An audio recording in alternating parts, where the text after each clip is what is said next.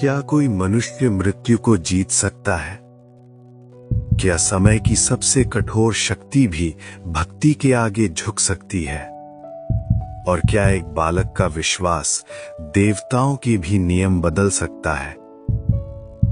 आज की ये कथा केवल एक पुराण कथा नहीं है। ये जीवन, मृत्यु और अमर सत्य की कहानी है। ये कहानी है उस बालक की जिसने मृत्यु को सामने देखा पर फिर भी भयभीत नहीं हुआ। आज हम सुनेंगे मार्कंडेय की कथा, शिव महापुराण में वर्णित मृत्यु पर विजय की अद्भुत गाथा। ये कहानी आपको केवल सुनने के लिए नहीं है, ये अनुभव करने के लिए है। ये आपको भीतर तक बदलने के लिए है। तो शांत मन से सुनिए और स्वयं को इस कथा में डुबो दीजिए। अब चलिए कहानी की शुरुआत करते हैं। सनातन परंपरा में मृत्यु को अंतिम सत्य माना गया है, पर साथ ही ये भी कहा गया है कि जो सत्य से जुड़ जाता है वो मृत्यु से परे चला जाता है। शिव महापुराण में ऐसी ही एक कथा आती है जो भक्ति, साहस और विश्वास की पराकाष्ठा को दर्शाती है। ये कथा है ऋषि मृकंडु की, उनकी पत्नी मरुद्वती की और उनके पुत्र मार्कंडेय की। ये कथा हमें सिखाती है कि जीवन केवल सांसों का नाम नहीं है और मृत्यु केवल अंत नहीं है। आज की ये लंबी यात्रा हमें समय, कर्म, भक्ति और मोक्ष के रहस्यों तक ले जाएगी। ये कोई साधारण कथा नहीं, ये एक साधना है, एक ध्यान है, एक आंतरिक यात्रा है। इस कथा को सुनते हुए मन को शांत रखिए और शब्दों के बीच छिपे भाव को महसूस कीजिए। बहुत प्राचीन काल की बात है, जब धरती पर ऋषियों का वास था और तपस्या ही सबसे बड़ा धन मानी जाती थी। इसी काल में एक महान ऋषि थे, ऋषि मृकंडु। वे शिव भक्त थे। उनका जीवन सरल था पर उनका हृदय विशाल था। उनकी पत्नी मरुद्वती साध्वी थी, धैर्य और करुणा की प्रतिमूर्ति। पर उनके जीवन में खालीपन था, संतान का अभाव। वर्षों तक उन्होंने तप किया, व्रत रखे और शिव की आराधना की। अंततः भगवान शिव प्रसन्न हुए।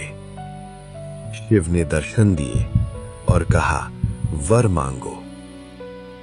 मृकंडु और मरुद्वती ने कहा, हे महादेव, हमें एक ऐसा पुत्र दीजिए जो शिव भक्ति में लीन हो। शिव ने कहा, दो विकल्प हैं। एक, दीर्घायु पुत्र परंतु सामान्य गुणों वाला। दूसरा, अल्पायु पुत्र परंतु महान भक्त, ज्ञानी और तेजस्वी। दोनों ने बिना संकोच कहा, हमें दूसरा विकल्प स्वीकार है, क्योंकि जीवन की लंबाई नहीं, उसकी गहराई मायने रखती है। शिव मुस्कुराए और वरदान दिया। समय बीता और एक तेजस्वी बालक का जन्म हुआ, जिसका नाम रखा गया मार्कंडेय। बालक मार्कंडेय। मार्कंडेय बचपन से ही अलग थे। खिलौनों से अधिक उन्हें ध्यान प्रिय था। अन्य बालक खेलते और वो शिव नाम जपते। उनकी आंखों में एक अजीब सी शांति थी, जैसे वे किसी और लोक से आए हों। मृकंडु और मरुद्वती उन्हें देखकर प्रसन्न होते, पर भीतर कहीं एक पीड़ा भी थी। वे जानते थे कि उनके पुत्र की आयु सीमित है, पर उन्होंने कभी ये बात मार्कंडेय को नहीं बताई। वे चाहते थे कि वो भय नहीं, भक्ति में जिए। समय बीतता गया। मार्कंडेय वेदों का अध्ययन करने लगे, शास्त्रों को समझने लगे, पर सबसे अधिक वे शिव में लीन रहते। उनके लिए शिव केवल देवता नहीं, साक्षात सत्य थे। मृत्यु की निकटता। जब मार्कंडेय 12 वर्ष के हुए, तब नियति का समय समीप आया। मृकंडू और मरुद्वती का हृदय भारी रहने लगा। उनकी आंखों में अश्रु रहने लगे। एक दिन मार्कंडेय ने पूछा, माता पिता, आप इतने दुखी क्यों रहते हैं? तब उन्होंने सत्य बता दिया कि पुत्र, तुम्हारी आयु 12 वर्ष की है।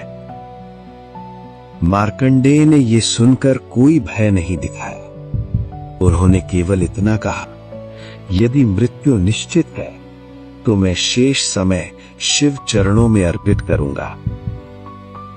उस दिन से उन्होंने कठोर तप आरंभ किया। वन में जाकर एक शिवलिंग स्थापित किया। दिन रात शिव नाम और महामृत्युंजय मंत्र का जाप। उनका शरीर दुर्बल होने लगा, पर मन और अधिक स्थिर। यमराज का आगमन।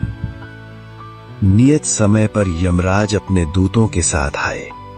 उनकी दृष्टि तीव्र थी और हाथ में काल पाश, पर जो दृश्य उन्होंने देखा वो असामान्य था। एक बालक शिवलिंग से लिपटा हुआ ध्यान में मग्न। यमदूत आगे बढ़े, पर उनके कदम रुक गए, क्योंकि उस स्थान पर असीम शांति थी। यमराज स्वयं आगे आए। उन्होंने पाश फेंका, पर वो शिवलिंग के चारों ओर चला गया। मार्कंडेय भयभीत नहीं हुए। उन्होंने और कसकर शिवलिंग को पकड़ लिया। उसी क्षण शिवलिंग फट पड़ा और स्वयं भगवान शिव प्रकट हुए। शिव और मृत्यु का संवाद। शिव का रूप उग्र था, त्रिनेत्र प्रज्वलित और क्रोध से संपूर्ण आकाश कांप उठा। उन्होंने यमराज से कहा, मेरे भक्त को छूने का साहस कैसे किया? यमराज ने कहा, हे महादेव, मैं केवल अपने कर्तव्य का पालन कर रहा हूं। शिव ने कहा, जहां भक्ति है वहां मृत्यु का अधिकार नहीं। क्रोधित होकर शिव ने यमराज पर त्रिशूल उठाया। यमराज मूर्छित हो गए। संपूर्ण सृष्टि में मृत्यु रुक गई। देवता चिंतित हो उठे। संतुलन बिगड़ गया। सभी देवताओं ने शिव से प्रार्थना की। मुख्य भाग 5, नया वरदान। शिव शांत हुए और यमराज को जीवन दिया, पर एक नया नियम स्थापित किया। मार्कंडेय को चिरंजीवी बना दिया। उन्हें मृत्यु से परे कर दिया और कहा, जो शिव भक्ति में लीन होगा उस पर काल का प्रभाव नहीं होगा। मार्कंडेय ने नेत्र खोले और शिव को प्रणाम किया। उनकी आंखों में कृतज्ञता थी, पर अहंकार नहीं। ये कथा हमें सिखाती है कि मृत्यु अंत नहीं, परिवर्तन है। भक्ति भय से बड़ी है और विश्वास नियति से भी बड़ा। जब मन सत्य में स्थिर हो जाता है तो समय भी रुक जाता है। मार्कंडेय केवल एक पात्र नहीं, एक प्रतीक है उस आत्मा का जो शिव में लीन होकर मृत्यु से मुक्त हो जाती है। ये कथा हमें शांत करती है और भीतर झांकने को प्रेरित करती है। क्या हम भी अपने भीतर ऐसी भक्ति जगा सकते हैं? क्या हम भी मृत्यु के भय से मुक्त हो सकते हैं?